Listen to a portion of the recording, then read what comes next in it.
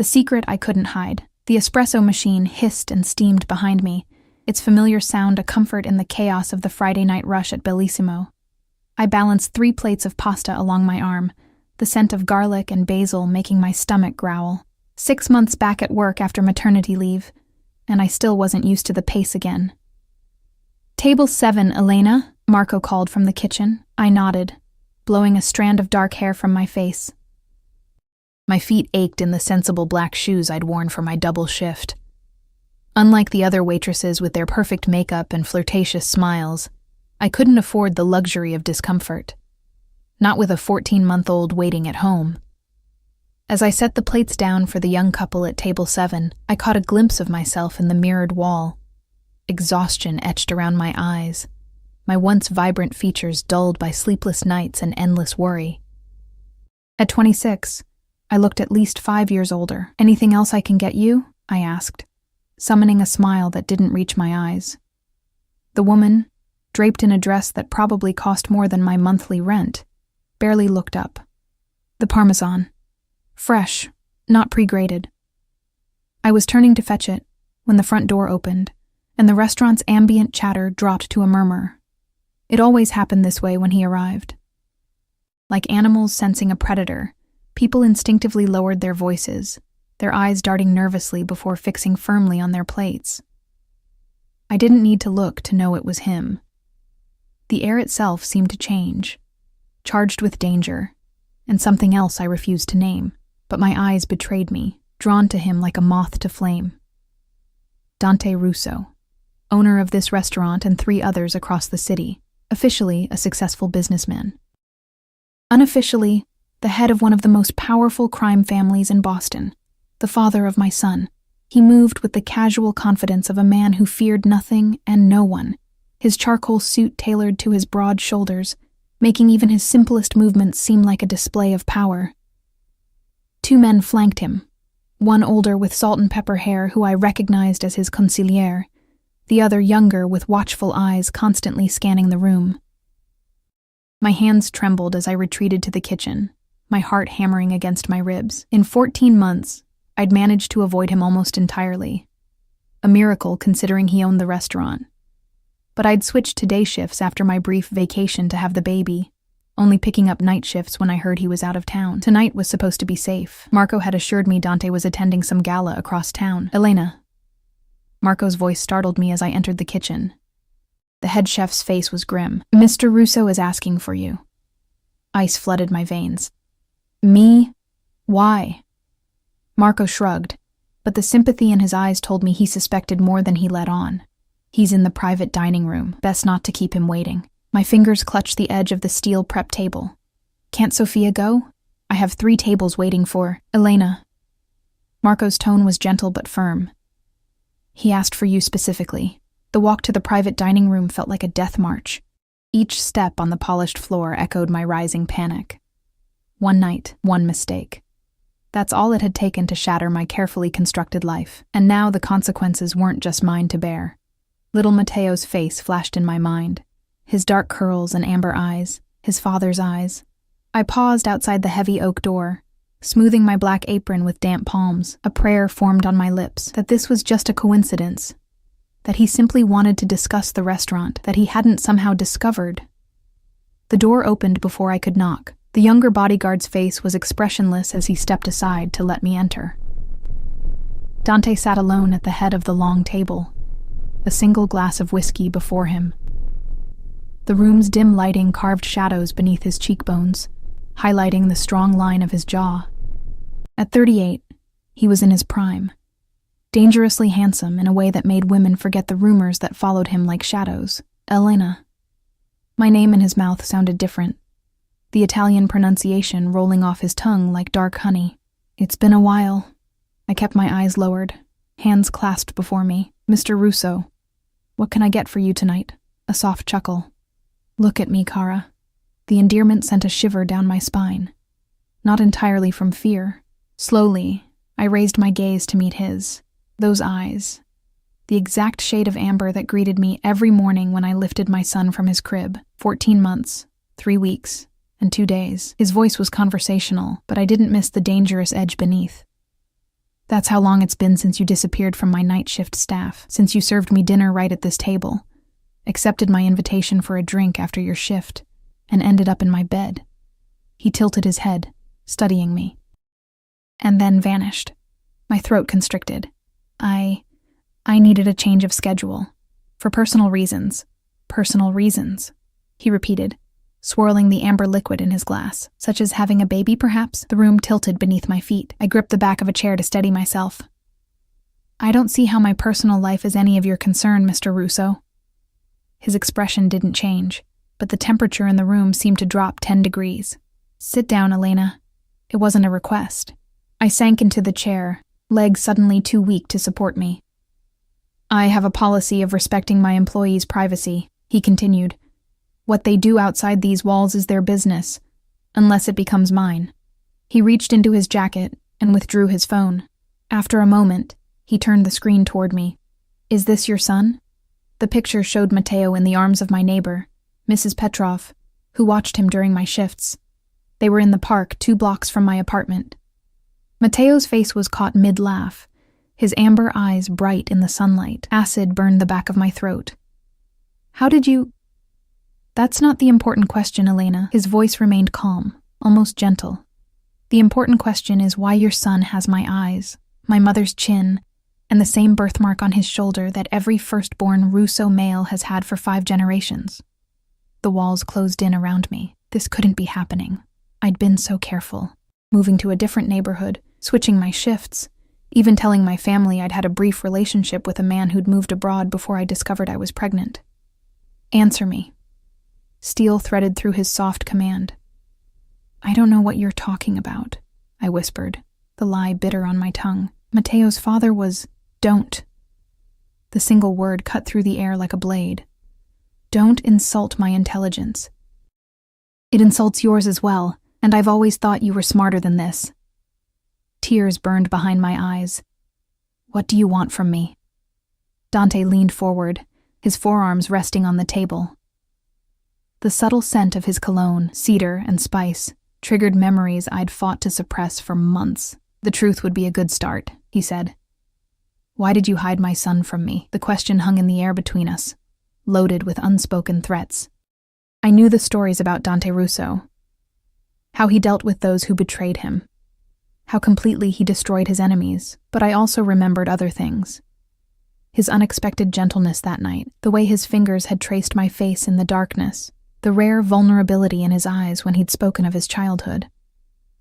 I was afraid, I finally admitted, my voice barely audible. His expression darkened. Of me? I swallowed hard. Of your world. Of what it would mean for my baby to be part of it. I met his gaze directly, and yes, of you, of what you might think, that I planned it, that I wanted your money, or... A sharp knock interrupted us. The door opened, and the older bodyguard stepped in. Scusi, boss. Janelli is here. Says it's urgent. Dante's jaw tightened. For a moment, he looked genuinely regretful. Wait here, he told me, rising from his chair. This conversation is far from over. As soon as the door closed behind him, I bolted to my feet. Panic clawed at my chest as I searched frantically for another exit. There was none. Just as I was contemplating the chances of slipping past the guard I knew would be stationed outside, my phone vibrated in my apron pocket. A text from Mrs. Petrov. Where are you? Been trying to call. Matteo has fever. Taking him to ER. Meet us there. Horror washed over me in a cold wave. My baby was sick, and I was trapped in this room with a man who had every reason to destroy me. A man who now knew about his son, the son I'd hidden from him. The private room had a second door that led to a back hallway used for deliveries. It was usually locked, but I'd seen Marco use it once when a freezer repair couldn't come through the main entrance. Desperation gave me courage. I tried the handle, and by some miracle, it turned. Casting one last glance at the main door, I slipped into the dimly lit corridor and ran, tears blurring my vision. I had to get to Matteo, and then we had to disappear. Because Dante Russo had found us, and I knew with bone-deep certainty that he would never let his son go, or me. The emergency room buzzed with fluorescent lights and quiet desperation. I pushed through the sliding doors, my heart in my throat, still wearing my waitress uniform. The smell of antiseptic stung my nostrils as I frantically scanned the crowded waiting area. "Elena! Over here!" Mrs. Petrov's accented voice called from a corner where she cradled my whimpering son. I rushed to them, my legs weak with relief just to see him. Mateo's cheeks were flushed with fever, his dark curls damp against his forehead. When he saw me, he reached out with chubby hands, his amber eyes, his father's eyes, bright with tears. "Mama," he cried, and the single word shattered something inside me. "My baby," I whispered, gathering him into my arms. His little body burned against mine. "What happened?" Mrs. Petrov shook her head, worry etched in the lines of her weathered face. "Fever came very fast, 1 minute playing, next minute burning up. He not want to drink, not want to eat. I tried to call you many times." Guilt stabbed through me. I'd left my phone on silent during my shift and hadn't checked it until that moment in Dante's private dining room. "I'm so sorry. Thank you for bringing him in." I pressed my lips to Mateo's forehead, flinching at the heat radiating from his skin. "Has a doctor seen him yet? They take temperature. Say wait." She gestured to the packed waiting room. Many sick children tonight. I sank into a plastic chair, cradling Mateo against my chest as he fussed and whimpered. My mind raced with twin terrors. My son's illness and the man I'd just fled from. Dante wouldn't simply let this go. A man like him, who commanded respect with a glance and ended problems with a word, wouldn't accept being walked out on, twice. An hour crawled by. Mateo's fever seemed to climb despite the children's Tylenol the nurse had finally brought. His little face was flushed, his breathing rapid.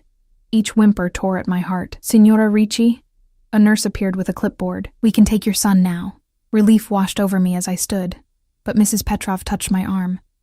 "I go home now? My husband worry." "Of course," I said, squeezing her hand gratefully. "Thank you so much. I'll call you tomorrow." As Mrs. Petrov left, I followed the nurse through double doors into the examination area. The pediatric section was painted with faded cartoon characters, a sad attempt to make the sterile environment less frightening. The nurse directed us to a curtained cubicle. "The doctor will be with you shortly," she said, eyeing my uniform. "Are you coming from work?" I nodded, bouncing Mateo gently as he fussed. I came straight from my shift, her expression softened. "Rough night to be a single mom. There's a nasty virus going around. Half the kids in Boston seem to have it." After she left, I paced the small space, murmuring soothing words against Mateo's curls. My phone remained clutched in my hand, screen dark, no calls, no texts. The silence was more terrifying than any threat, because Dante Russo didn't make threats. He took action. The curtain rustled, and I turned, expecting the doctor. Instead, a man in a suit stepped in, the younger of Dante's bodyguards. My blood froze. "Ms. Ricci," he said quietly, his face impassive. "Mr. Russo is waiting outside." My arms tightened around Mateo. "How did you find me?" A flicker of something, pity perhaps, crossed his face. "There are only 3 emergency rooms within reasonable distance of the restaurant. This was the second one we checked. Please," I whispered, backing away until I hit the examination table. "My son is sick. He needs a doctor, not—" "The doctor is with Mr. Russo now," he interrupted. "They'll be here momentarily." Before I could process this, the curtain parted again. Dante entered, followed by a middle-aged woman in a white coat.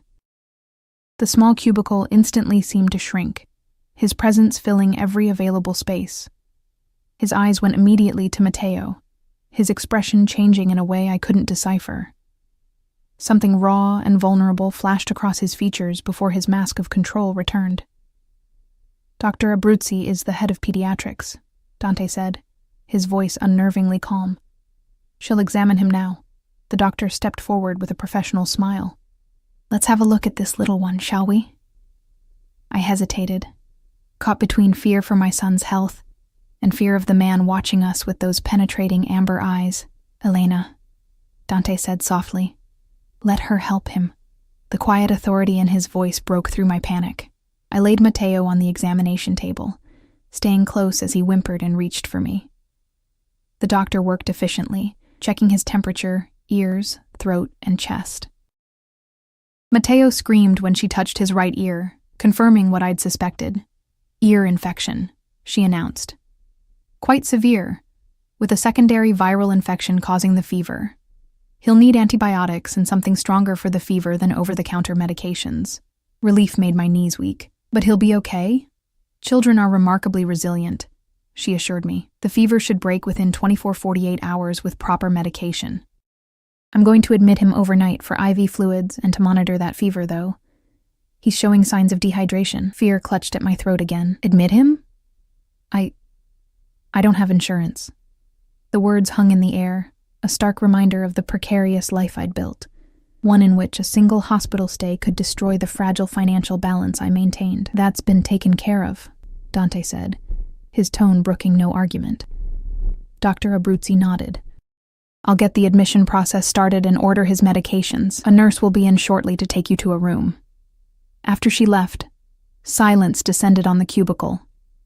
Matteo had exhausted himself crying, and now lay whimpering softly as I stroked his damp curls. I could feel Dante's eyes on us, assessing, calculating. You left. His voice was quiet but edged with steel. You were supposed to wait. I kept my eyes on Matteo. My son needed me. Our son, he corrected, the two words falling like stones between us. Finally, I looked up at him. In the harsh fluorescent lighting, I could see the tension in his jaw, the tightly leashed anger in his stance, but his eyes, when they met mine, held something else entirely. Hurt. Were you ever going to tell me? He asked. The question caught me off guard with its simplicity, its raw honesty. For a moment, I saw past the Mafia boss to the man, a man discovering he had a child who'd been kept from him. I don't know, I admitted. I wanted to at first. But then I heard about what happened to the Moretti family and His expression darkened. The Morettis betrayed me. They tried to sell information to federal agents that would have destroyed everything my father and grandfather built. They had children, I whispered. 2 little girls who ended up in foster care when both their parents disappeared. Dante's face became a mask. You think I would harm a child? My own child? No. The answer came instinctively, surprising me with its certainty.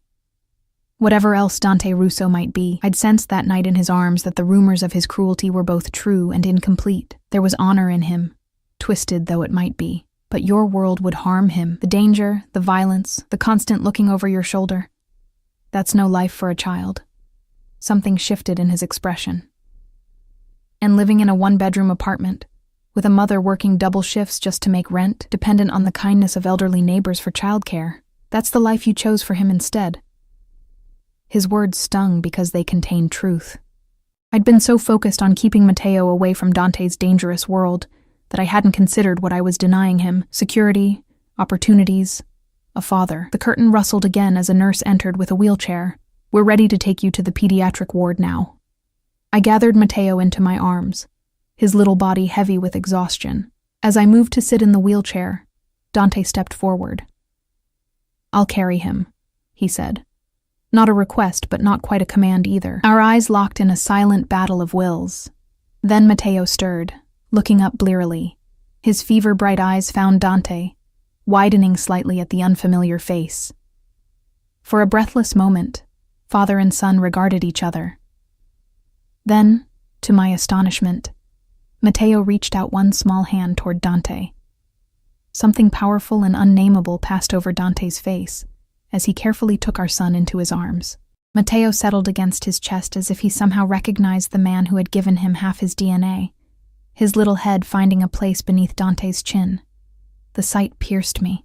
This was what I had feared most, not that Dante would reject his son, but that the connection between them would be undeniable, unbreakable, that once Dante held his child, he would never let go. The nurse wheeled me alongside them as we made our way to the elevator, Dante's bodyguard following at a discreet distance. In the confined space of the elevator, I could see the wonder in Dante's eyes as he looked down at the child in his arms, the possessive curl of his fingers around Matteo's small form. He has my mother's chin, he murmured, almost to himself. And your eyes, I said softly.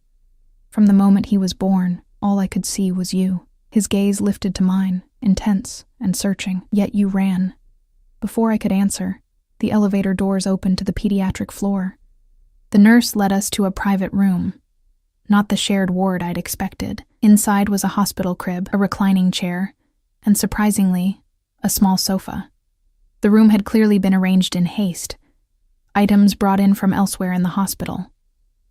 Dante gently laid Matteo in the crib as a different nurse entered to start the IV. I moved to my son's side, holding his hand and murmuring reassurances as the needle went in. His weak cry tore at my heart. Through it all, Dante remained, his presence a shadow at my back. When the nurse finished and left, promising to return with the first dose of antibiotics, I finally turned to face him. "Thank you," I said stiffly. "For the private room, the specialist. But you don't need to stay. I can handle this." His expression hardened. "Like you've handled everything else? Keeping my son's existence from me? Running the moment my back was turned?" "I was trying to protect him," I insisted, keeping my voice low for Matteo's sake. "From his father? From becoming a target," I hissed. "Everyone knows the Russo name in this city. Everyone knows what happens to the enemies of Dante Russo. What do you think happens to those he loves?"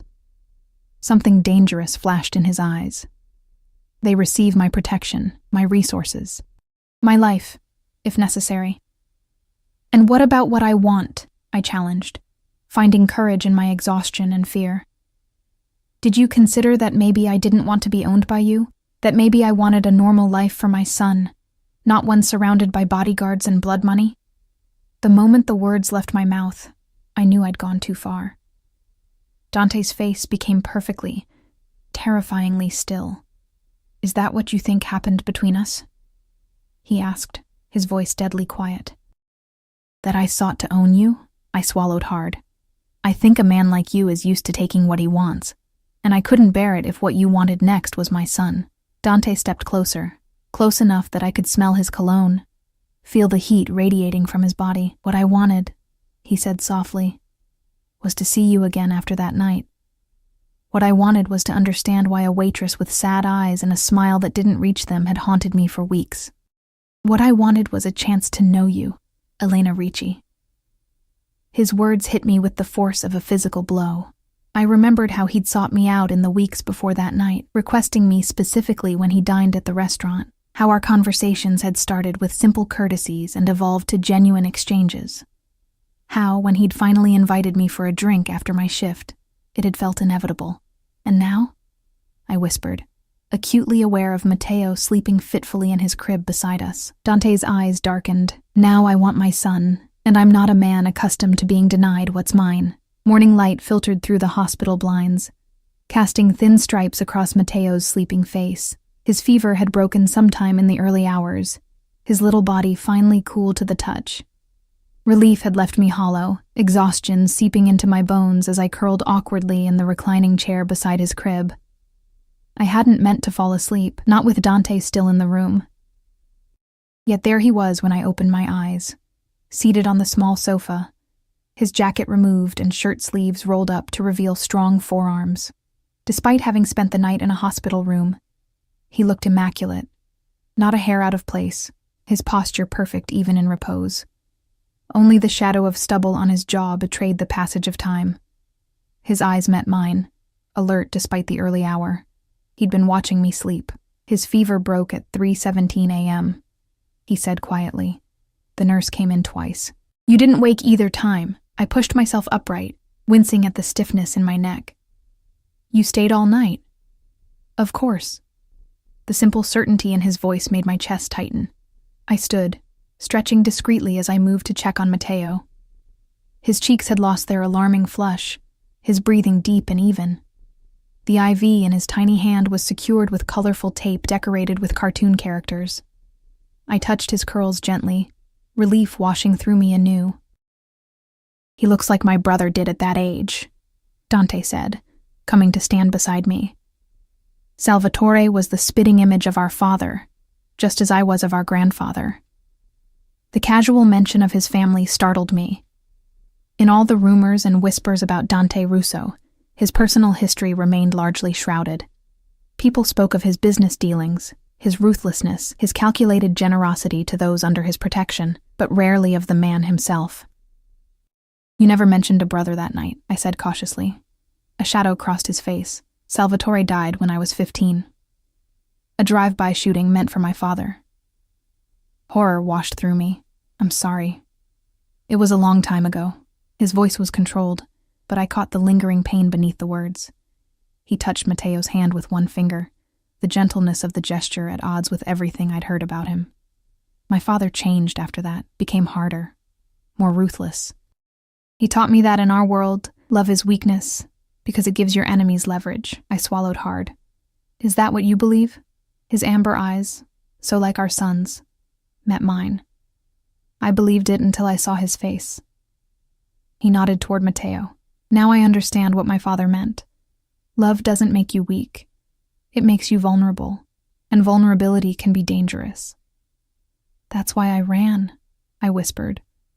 I couldn't bear the thought of Matteo becoming that kind of vulnerability. A target. Dante's expression hardened. You think I couldn't protect my own son? I think you have enemies powerful enough to make you post guards outside a hospital room all night, I countered, having noticed the suited man stationed outside our door when a nurse entered earlier. A ghost of a smile touched his lips. Observant. I've had to be. He studied me for a long moment. You've been running your whole life, haven't you, Elena? Not just from me. The perception in his gaze unsettled me. That night, between urgent kisses and whispered confessions, I'd told him things I'd never shared with anyone. About my father's gambling debts that had forced us to move constantly as a child. About the scholarship I'd lost when I had to take care of my mother during her illness. About dreams deferred and hopes abandoned. My life hasn't been easy, I admitted. But it's mine. I make my own choices. And what about Matteo's choices? He asked quietly. Where is his voice in all this? The question landed like a blow. I turned away, pretending to adjust Matteo's blanket to hide the emotion on my face. What right did I have to deny my son his father, especially a father who clearly wanted him? What right did I have to deny him the security, the opportunities, the life that Dante could provide? But the counterpoint came just as swiftly. What right did I have to expose him to Dante's world, to the danger that had claimed his uncle's life? A soft knock interrupted my spiraling thoughts. A nurse entered with a breakfast tray and Matteo's morning medication. Good news, she said cheerfully. Dr. Abruzzi says if he continues improving, you can take him home this afternoon. Home. The word echoed hollowly, my tiny apartment with its leaking faucet and temperamental heating. The place where I'd brought my newborn son. Where I'd whispered promises into his tiny ear that I would always keep him safe. Always put him first. The nurse checked Matteo's vitals and changed his IV bag, chatting pleasantly about the beautiful flowers that had been delivered to the nurse's station for us. I smiled and nodded, not missing how she kept glancing at Dante with a mixture of curiosity and unease. When she left, an uncomfortable silence fell between us. I have a proposition, Dante finally said, his tone businesslike. Come stay at my house while Matteo recovers. It's quiet, secure, with a full staff including a live-in doctor. He'll receive the best care possible. I stared at him. You want us to move in with you? Temporarily, he clarified. Until he's fully recovered. After that, we can discuss more permanent arrangements. My spine stiffened. Permanent arrangements? His expression remained impassive. Matteo is my son. I intend to be part of his life going forward. How that looks is something we need to discuss, but I think we can both agree that your current living situation is not ideal. Anger flared, hot and sudden. You don't get to walk into our lives after 14 months and start making judgments about how I've raised him. I've done everything to give him a good life. I know you have, he said, and the unexpected gentleness in his voice doused my anger. I can see how much you love him, Elena. It's written in every sacrifice you've made, every double shift you've worked. He stepped closer. But you don't have to do it alone anymore. The sincerity in his eyes weakened my resolve. For 14 months, I'd carried the weight of single motherhood, the constant worry about money, the exhaustion, the fear that one misstep would bring everything crashing down. The thought of sharing that burden, even with someone like Dante, was tempting in a way I hadn't anticipated. "I need time to think," I said finally. He nodded once, accepting my non-answer with surprising grace. "The offer stands. For now, I have some business to attend to. My driver will take you and Matteo to my house when he's discharged." I didn't agree to... "Elena." He cut me off, his voice gentle but firm.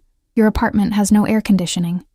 It's August in Boston, and Matteo is recovering from a high fever. Think of what's best for him right now, not your pride." The truth of his words stung. My apartment would be stifling in the summer heat, the ancient fan in the window doing little to cool the stuffy rooms.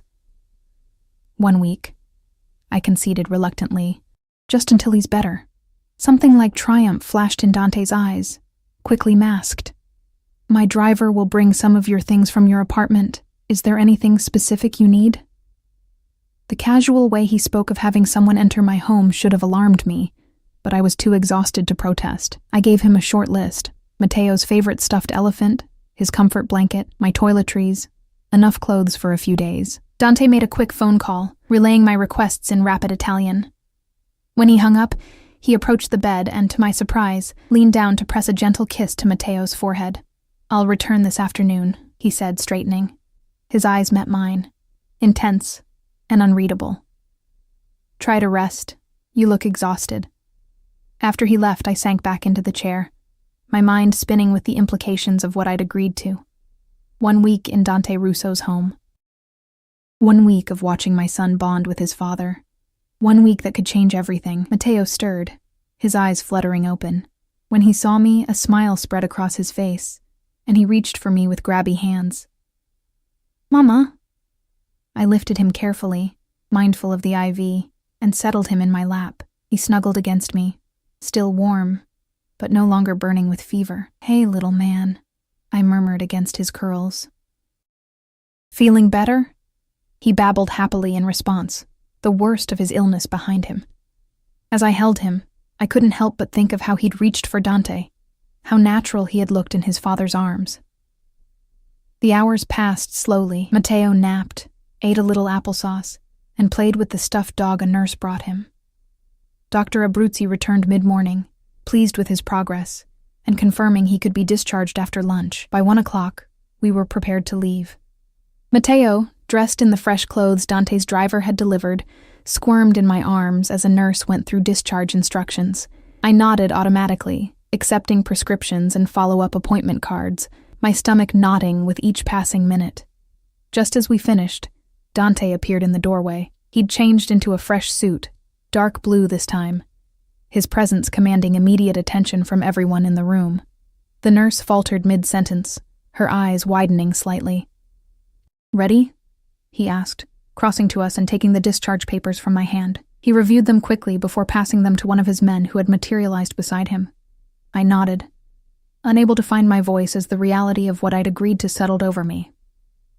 Matteo, however, had no such reservations. He looked at Dante curiously, then broke into a gummy smile, reaching one hand toward him. Something softened in Dante's expression. Without hesitation, he took Matteo from my arms, settling him expertly against his chest. "Hello, Piccolo. Feeling better?"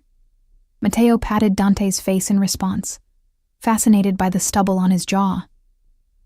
The nurse wheeled me to the hospital entrance, where a sleek black SUV with tinted windows waited at the curb. Dante's driver held the door as Dante carefully placed Matteo in a brand new car seat, one that certainly hadn't been there when we arrived at the hospital. "You've been busy," I observed as I slid in beside my son. Dante gave me an unreadable look as he settled across from us. "I take care of what's mine." The possessive statement sent a shiver down my spine. Not entirely from fear. I remembered all too well how those hands had claimed my body that night, how his whispered words had made me feel simultaneously possessed and cherished. The drive to Dante's home took us out of the city, through increasingly affluent neighborhoods, until we turned onto a private road lined with ancient oaks. Wrought iron gates opened silently as we approached, revealing a sprawling estate set back from the road.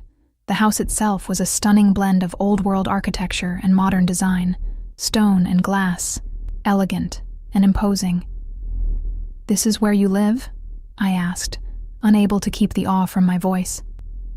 A smile touched Dante's lips. One of my homes, yes. The SUV pulled to a stop at the front entrance, where a middle-aged woman in a simple black dress waited. As we exited the vehicle, she stepped forward with a warm smile. "Welcome home, Mr. Russo," she said, her accent distinctly Italian. Her eyes moved to Matteo and me, her expression softening. "And welcome to you both. I'm Sofia, the housekeeper." "Elena," I said, feeling strangely self-conscious in my rumpled clothes. "And this is Matteo." Sofia's eyes crinkled as she smiled at my son. "He looks just like you did as a baby, Mr. Russo. The same eyes." Dante nodded, something like pride flickering across his face. "Sofia has been with my family since I was born. She'll show you to your rooms while I speak with Dr. Gentile about Matteo's care." "Doctor?" I questioned. "My personal physician," Dante explained. "He'll be monitoring Matteo's recovery." The casual display of wealth and power, private doctors, sprawling estates, staff waiting at attention, made my head spin. This was the world I'd kept my son from. A world of privilege and protection, but also of dangerous secrets and powerful enemies. Sofia led us through the house, which was even more impressive inside. Soaring ceilings, museum-quality art, furniture that looked both expensive and ancient. Yet despite its grandeur, there was a warmth to the place I hadn't expected. Touches of home amid the luxury. She showed us to a suite on the second floor. A spacious bedroom with an adjoining nursery that had clearly been hastily assembled, but was nonetheless perfect, with a crib, changing table, and toys still in their packaging. My own luggage sat neatly at the foot of a king-sized bed that looked sinfully comfortable after the hospital chair. "The bathroom is through there," Sofia said, pointing to a door. "Dinner will be at 7, but I can bring something up earlier if you prefer. Mr. Russo thought you might want to rest after your night at the hospital." "Thank you," I said, genuinely touched by the consideration. After Sofia left, I explored the rooms, Matteo on my hip. The bathroom was larger than my entire apartment, with a freestanding tub and shower big enough for 3 people. The nursery had a window seat overlooking manicured gardens and what looked like a pool in the distance. Everything spoke of money, of power, of a life I'd never imagined for myself or my son. I was laying Matteo down for a nap when a soft knock came at the door. I opened it to find Dante, his tie removed and collar unbuttoned. "Is everything to your satisfaction?" he asked, his eyes moving past me to where Matteo was already drifting to sleep in his new crib. "It's beautiful," I admitted. "Too beautiful. This isn't real life, Dante, at least not my life." His expression turned serious. "It could be." The simple statement hung in the air between us, loaded with implications. "What exactly are you offering?" I asked, my voice barely above a whisper. Dante stepped closer, close enough that I could smell his cologne, feel the heat of his body. "Everything, Elena, for both of you." My heart thundered in my chest. "And what would you expect in return?" His eyes darkened. "That's the question, isn't it? What do you think I want from you?" Before I could answer, Matteo called out sleepily from his crib. I turned automatically, grateful for the interruption. "We'll continue this conversation later," Dante said softly. "Rest now. You're safe here." As he walked away, I couldn't help but wonder if that was true. Because in Dante Russo's world, safety came with strings attached. And I wasn't sure I was ready to learn what those strings might be, or if I'd already become hopelessly entangled in them. Days at Dante's estate fell into an unexpected rhythm. Matteo recovered quickly, his energy returning with each passing day. By the 3rd morning, he was crawling rapidly through the spacious rooms, pulling himself up on furniture and babbling excitedly at everything new he discovered. I watched him bloom in this environment. From the nutritious meals prepared by Dante's personal chef to the gentle attention of Sofia, who doted on him as if he were her own grandchild. Dr. Gentile visited daily, pronouncing himself satisfied with Matteo's progress and adjusting his medications accordingly. And then there was Dante. Despite what I'd expected, what I'd feared, he didn't try to take over. Instead, he observed, learning Matteo's routines, his preferences, the little quirks that made him uniquely himself. He scheduled his meetings around Matteo's nap times and returned home each evening before bath time, slipping into our lives with a naturalness that was both comforting and terrifying. On the 4th evening, I found myself on the terrace outside my suite, watching the sunset paint the sky in streaks of gold and crimson. Matteo had fallen asleep early, exhausted from an afternoon spent exploring the garden with Sophia. Wine? Dante's voice came from behind me. I turned to find him holding 2 glasses, his suit jacket discarded, the top buttons of his shirt undone. I accepted the glass, careful not to let our fingers touch. We'd been circling each other like this for days, polite, cautious, the tension between us building with each passing hour. Matteo tried to say Sophia's name today, I said, taking a sip of the wine. It was rich and complex, probably costing more than I made in a week. It came out as Fia, but she was delighted. A smile touched Dante's lips. She's always wanted grandchildren. My father's business made that difficult. Few of us marry. Fewer have children. Because of the danger, I said quietly. He didn't deny it. Because of many things. We stood in silence for a moment, watching as the last rays of sunlight disappeared behind the trees. Our week is almost up, I finally said, the words catching in my throat. Dante's expression remained impassive, but I felt the sudden tension in his body beside me. And I don't know what happens next. I set my glass down on the stone balustrade, turning to face him fully. This isn't our world, Dante. Beautiful as it is, dangerous as it might be, it's not where we belong. Where do you belong then? He asked, his voice soft but intent. In that apartment with the leaking faucet? Working double shifts while your son is raised by an elderly neighbor? Struggling to make ends meet when I have more than enough for all of us? Each question struck like a physical blow, because each contained a truth I couldn't deny. It's not about money, I insisted, though part of me knew that was a lie. Of course it was about money, about security, stability, the things I'd never had and desperately wanted for my son. Then what is it about, Elena? Dante set his own glass down, stepping closer. Why are you so determined to deny what's between us? There is nothing between us, I said, the words hollow even to my own ears. There was one night, one mistake. His eyes darkened. Is that what you think Matteo is? A mistake? No. The denial burst from me. Never. He's the best thing that's ever happened to me. And yet you would deny him his father? His heritage? Everything I can give him? I would protect him from your world, I corrected, anger flaring. From the violence, the danger, the fear that comes with the Russo name. Dante's jaw tightened. You know nothing of my world. I know enough. I know your brother was killed in a drive-by meant for your father. I know the Moretti parents disappeared, leaving their children orphans. I know men fear your name in this city. Something dangerous flashed in his eyes. Yes, they fear me. And that fear keeps those I care about safe. He moved closer still, until I could feel the heat of his body. Do you think I haven't had men watching your apartment since the day I discovered Matteo's existence? Did you never wonder why your neighborhood, not the safest in Boston, seemed to leave you alone? Why no one bothered the single mother with the beautiful baby boy? Shock rendered me speechless. I'd assumed my relative's safety was due to good luck, to keeping my head down, to the watchful eye of Mrs. Petroff. The idea that Dante had been protecting us from afar, without my knowledge or consent, sent conflicting emotions coursing through me, anger at the invasion, gratitude for the protection, fear at how easily he'd inserted himself into our lives. That's an invasion of privacy, I finally managed. A humorless smile curved his lips. No, Elena, that's what it means to be a Russo. To protect what's ours, by any means necessary.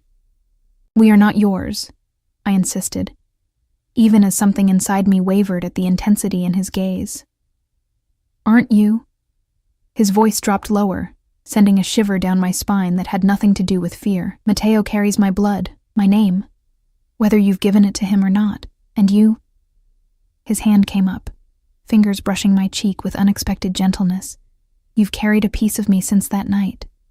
I see it in your eyes when you look at me, the same thing I feel when I look at you. I should have stepped back, should have maintained the careful distance I'd enforced between us all week. Instead, I found myself leaning into his touch. my body remembering what my mind had tried to forget, how perfectly we had fit together that night. How his hands had drawn pleasure from me I'd never known existed. How safe I'd felt in his arms despite knowing exactly who and what he was. I was afraid, I whispered, the admission costing me more than he could know. Not just of your world, but of how I felt about you. One night, and I couldn't get you out of my head. What kind of future could there be for someone like me with someone like you? His thumb traced my lower lip, his eyes following the movement. Someone like you, he repeated softly. A woman of uncommon strength, a mother who would do anything to protect her child. A survivor who has faced every hardship life has thrown at her and remained standing. His gaze lifted to mine, burning with an intensity that took my breath away. Do you have any idea how rare that is in my world, Elena? How valuable? Before I could respond, the baby monitor on the terrace table crackled with Mateo's fussing. I pulled away reflexively, my body already tuned to my son's needs. I should check on him, I said, my voice unsteady. Dante nodded, stepping back to allow me space. We're not finished with this conversation. It wasn't a threat, but a promise. I slipped past him, feeling the weight of his gaze on my back as I returned to the suite. Mateo had kicked off his blanket, his little face scrunched in momentary discomfort. I replaced the blanket, stroking his curls until he settled again. As I stood watching him sleep, the reality of our situation crashed over me. In less than 3 days, our week would be up. I would be expected to make a decision. Return to my apartment, to my struggle, to the life I'd built for us. Or accept what Dante was offering: security, protection, a father for my son, and perhaps something for myself I'd never dared to want. The sound of raised voices drew me from my thoughts. Male voices, coming from downstairs, one of them Dante's, his usual controlled tone replaced with something colder, more dangerous. I moved to the door, opening it a crack to listen. Unacceptable, Dante was saying. I made myself perfectly clear. The Colombians are restless, another voice responded. They say the delay is costing them money. And I said I needed a week. 1 week of no business, no meetings, no problems. Is that too much to ask after 15 years of service? With respect, boss, they don't care about your personal situation. They want the shipment cleared or they'll find someone else who can do it. A heavy silence followed, one that raised the hair on the back of my neck. Tell them, Dante finally said, his voice deadly quiet, that if they so much as think about working with anyone else in my territory, what happened to the Garza family will look like a children's birthday party in comparison. The cold brutality in his tone froze the blood in my veins. This was the Dante Russo of rumors and whispered warnings, the man who had built an empire on fear and violence, who disposed of enemies without remorse, the man whose blood ran in my son's veins. I closed the door silently, leaning against it as my heart pounded. For a few days, I'd allowed myself to forget what he was, to see only the man who held our son with such tenderness, who looked at me with desire and something deeper in his eyes, but the truth could not be denied. Dante Russo was dangerous, to his enemies certainly, but perhaps also to anyone who got too close, anyone who became a vulnerability. I returned to Mateo's crib, watching the rise and fall of his little chest. Whatever I decided would shape his entire future. If I took him back to our apartment, to our struggle, I would be denying him his father, his heritage, the security Dante could provide. But if I stayed, if I accepted Dante's offer, I would be binding my son to a world of shadows and secrets, of power built on fear. A soft knock interrupted my spiraling thoughts. I opened the door to find Sophia, her kind face creased with concern. Mr. Russo asked me to tell you he's been called away on urgent business, she said. He may not return until late tonight. I nodded, unsurprised after what I'd overheard. Thank you, Sophia. She hesitated, then added, he also asked me to give you this. She handed me a small envelope, Dante's bold handwriting spelling my name across the front. After she left, I opened it with trembling fingers. Inside was a key and a short note. 3rd floor, east wing, last door on the left. If you want to understand, go tonight after Mateo is settled. D. Curiosity warred with apprehension. What would I find in that room, More evidence of Dante's criminal enterprises? Some dark secret he wanted to share? The hours crawled by. I bathed Matteo, fed him dinner, read him stories until his eyes grew heavy. By 8 o'clock, he was sound asleep, exhausted from his day of exploration and play. I asked Sophia to listen for him through the baby monitor, claiming I needed a bath. Instead, I made my way to the 3rd floor, the key clutched in my hand. The east wing was quieter, less lived in than the rest of the house. I found the door easily. Heavy wood, unmarked and unassuming. The key turned smoothly in the lock. I pushed the door open, unsure what to expect. Light spilled automatically from recessed fixtures, illuminating what appeared to be a private study. Bookshelves lined one wall. A massive desk dominated the center of the room, and a sitting area with leather chairs was arranged near a fireplace. But what caught my attention were the photographs.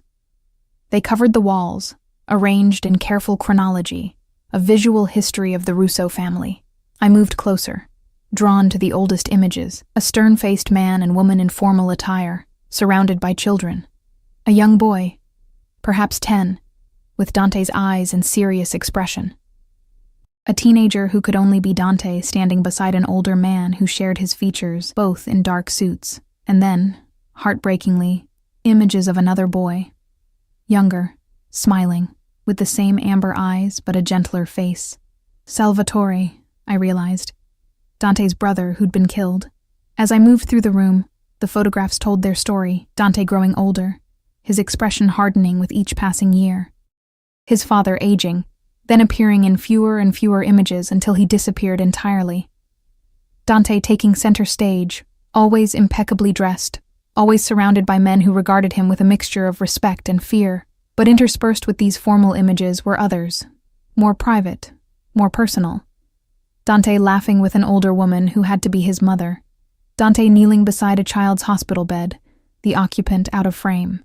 Dante at what appeared to be a small private memorial service, his face a mask of controlled grief. On the desk sat a single framed photograph that made my heart stop. Dante and me, the night we met. We were at the restaurant bar after closing, my head thrown back in laughter at something he'd said, his eyes on me with an expression I hadn't noticed at the time, something intense and wondering, as if he couldn't quite believe what he was seeing. I hadn't known a photograph existed of that night, hadn't known someone had captured that moment before everything changed. Behind the desk, a door stood slightly ajar. I pushed it open to find a smaller room, one that brought tears to my eyes. It was a nursery, fully furnished, perfectly appointed, with a crib, changing table, rocking chair, and toys. A child's paradise, waiting for its occupant, waiting for Matteo. On the wall hung a single photograph, an image of Matteo I recognized from my own phone. He was perhaps 6 months old, laughing at the camera, his amber eyes bright with joy. Dante must have taken it from my phone that night at the restaurant when he'd discovered Matteo's existence. I had it built the night I found out about him. I whirled to find Dante standing in the doorway, his expression unreadable. He'd changed from his suit into dark jeans and a simple button-down shirt, making him look younger, more approachable. "How long have you been watching us?" I asked, my voice barely audible. "Since the hospital confirmed your pregnancy, 3 weeks after you disappeared." He entered the room slowly, as if afraid I might flee. I didn't know for certain he was mine until I saw the first photos my men obtained of him at 3 months old. Those eyes. He trailed off, his gaze moving to the photograph on the wall. There was no doubt then. "And you just waited? For 14 months?" He moved to the window, looking out at the darkness beyond. I needed to be sure, not just that he was mine, but that I was. He hesitated, a rare uncertainty crossing his features. That I was worthy of him, of being his father. The admission stunned me. "I don't understand."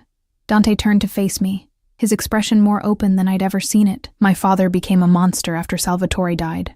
Cold, ruthless. He cared for nothing but revenge and power." His jaw tightened. "I swore I would never become him.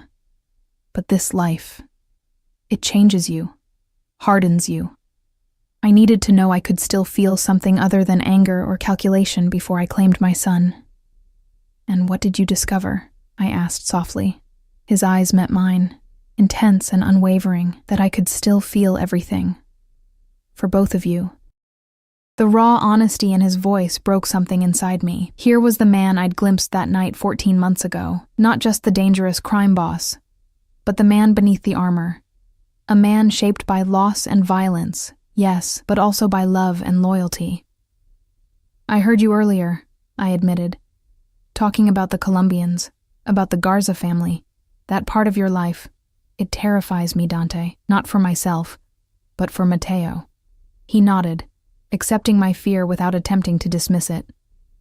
"My world is dangerous. I won't pretend otherwise, but it's also changing. The old ways, my father's ways, are dying out. What I've built is different, more legitimate. The violence you heard tonight is the exception now, not the rule. Can you promise me that Mateo will never be touched by it? That he'll never be in danger because of who his father is?" Dante crossed to me, taking my hands in his. "I can promise you that I will burn this world to the ground before I let any harm come to him, or to you." His thumbs traced circles on my wrists. "I've spent 14 months watching my son from a distance, Elena. Building this room, hoping someday he would sleep here. I've spent 14 months wondering about you. If you were safe, if you were happy, if you ever thought of me."